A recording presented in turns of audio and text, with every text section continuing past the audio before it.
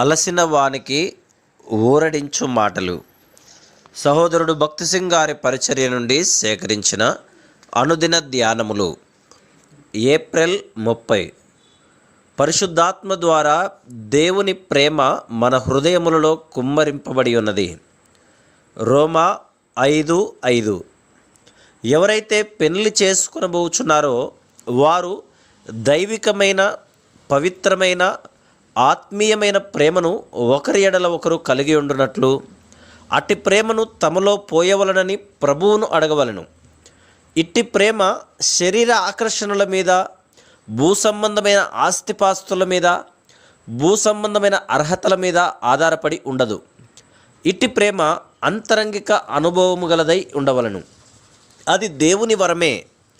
ఎఫెసీ 5:25లో ప్రభువు, పురుషులారా మీరును మీ భార్యలను ప్రేమించుడి, అటువలే క్రీస్తు కూడా సంఘమును ప్రేమించి దాని కొరకు తన్ను తాను అప్పగించుకొనెను అని చెప్పుచున్నాడు. ఇదే హెచ్చరిక 28:33 వచనములలో చెప్పబడింది. ప్రభువు మనల్ని ఎట్లు ప్రేమించెను? మనకు ఏ భాగ్యము లేదు, ఏ అర్హత లేదు. మనం ఆయనను బాధించితిమి, గాయపరిచితిమి.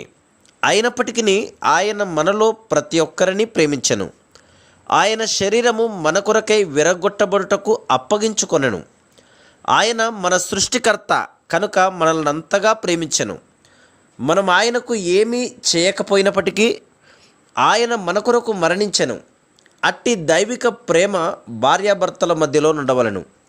వారు విశ్వాసముతో, యేసుక్రీస్తు ప్రభువా, నీ సన్నిధిలో నీ చేత జతపరచబడితిమి, దయచేసి మేము ఒకరి ఎడల ఒకరము ప్రేమ కలిగి ఉండునట్లు పరలోకము నుండి నీ ప్రేమను మా హృదయములలో కుమ్మరించుము అని ప్రార్థించవలెను.